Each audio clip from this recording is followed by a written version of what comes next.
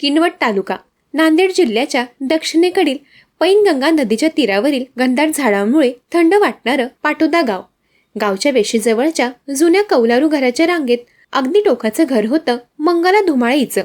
इतर घरांच्या चिमण्यांमधून सकाळच्या स्वयंपाकाचा धूर हलकेच वर जात होता, पण मंगलाच्या घरातून मात्र धुराची नाही तर शांततेची एक पांढरी रेषा उठलेली होती. मंगला वय 45 वर्ष, ओसरीवर बसून होती. तिच्या डोळ्यात एक अनामिक एकाकीपणा, पण चेहऱ्यावर शांतपणाचा मुखवटा होता.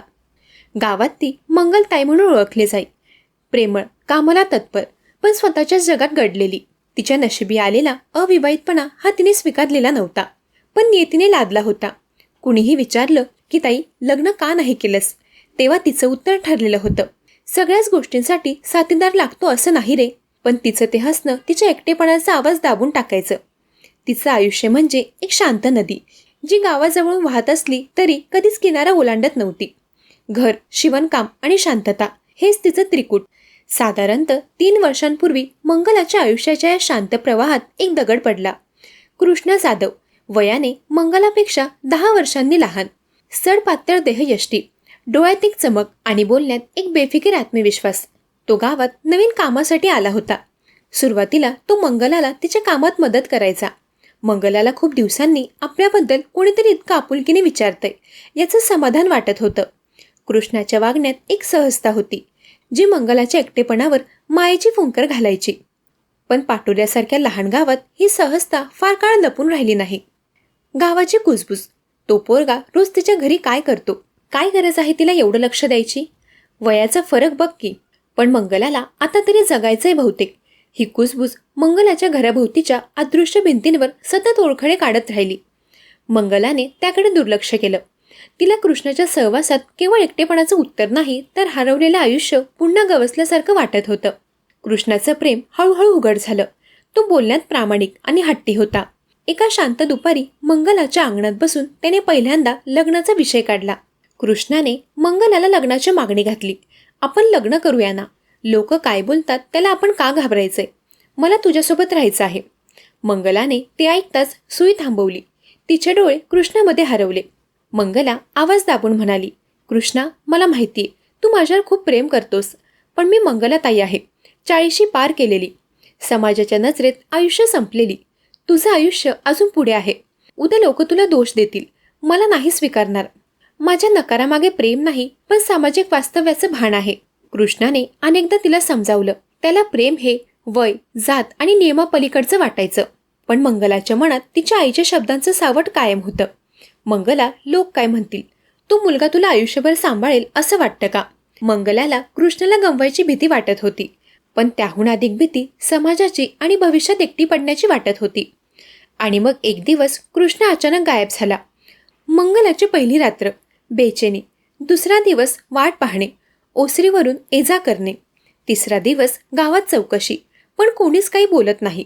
एक आठवडा गेला. मंगला प्रत्येक संध्याकाळी ओसरीपाशी दिवा लावून बसू लागली, जणू तो दिवा कृष्णाला परत येण्याचा रस्ता दाखवेल.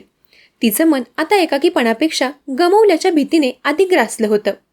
जेव्हा तो परत आला तेव्हा तो पूर्वीचा कृष्णा नव्हता. त्याच्या डोळ्यात आता चमक नव्हती, तर अस्थिरता आणि संशय होता. तो मंगलाला प्रश्न विचारू लागला, जे तिच्या शांत मनाला भेगा पाडू लागले. मी नव्हतो तेव्हा तुझ्या घरी कोण आलं होतं? तू माझ्याशिवाय कोणाशी बोलत होतीस? तू मला खरं सांगत नाहीयेस. तू कोणाशी तरी लपून भेटतेस. मंगला त्याला समजावून थकून गेली.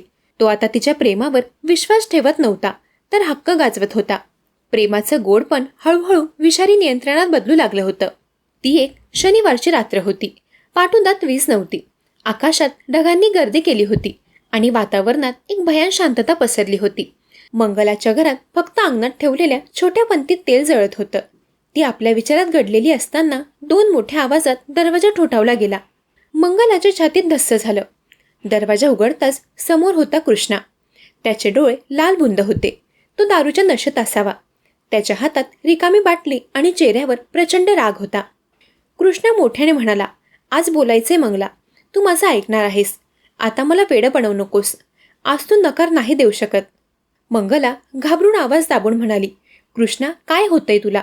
शांत हो, आज चल. तो दरवाजातच उभा राहिला.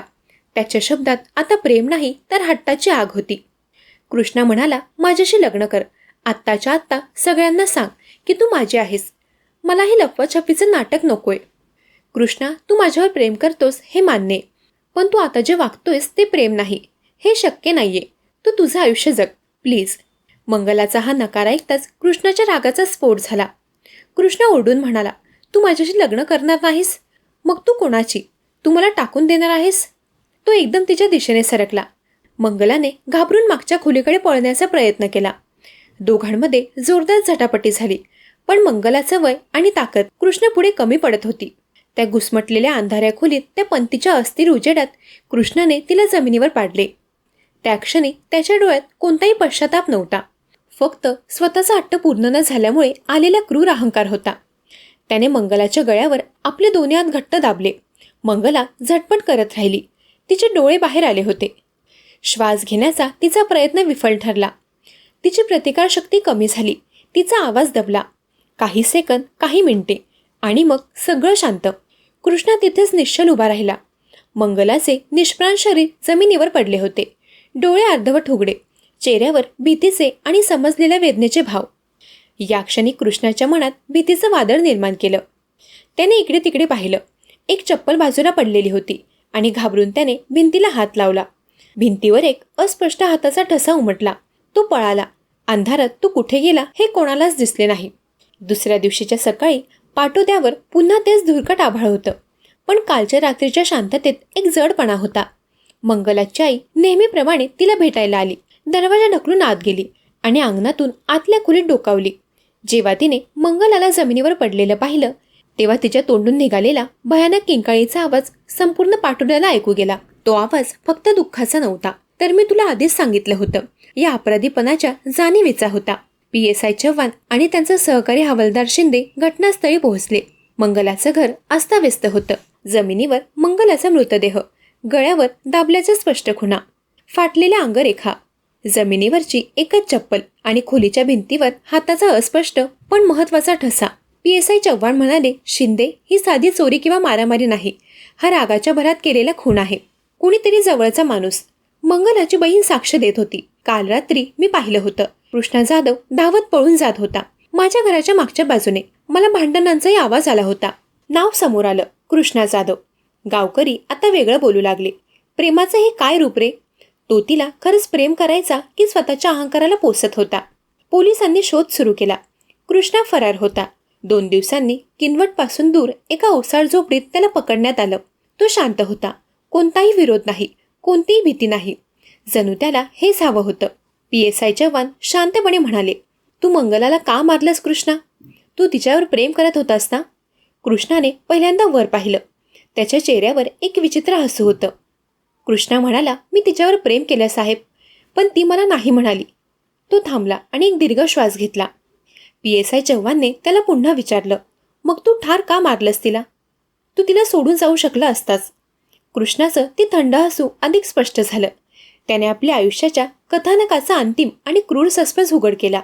ती माझ्याशिवाय कोणाची राव नाही म्हणून नाही साहेब, पण तिला वाटलं की ती समाजामुळे मला नाकारत आहे. पण तिला हे कळलंच नाही की ती खरं तर मला नाकारून तिचं जुनं एकटं आयुष्य पुन्हा स्वीकारत होती. मला ते एकटं पण मान्य नव्हतं. मी तिला नाकारलं नव्हतं, तर मी तिच्या आयुष्यातला एकटेपणा संपवला होता, कायमचा. ती जिवंत राहिली असती तर मंगलाताई म्हणूनच राहिली असती. प्रेम आणि आत्मसन्मान यांच्यातील सीमारेषा जेव्हा धुसर होते, तेव्हा प्रेमाचे रूपांतर मुक्तीत नाही तर मालकीत होते, आणि मालकी राक्षसी असते. दरम्यान या घटनेवर तुमचं काय मत आहे ते कमेंट करून नक्की सांगा.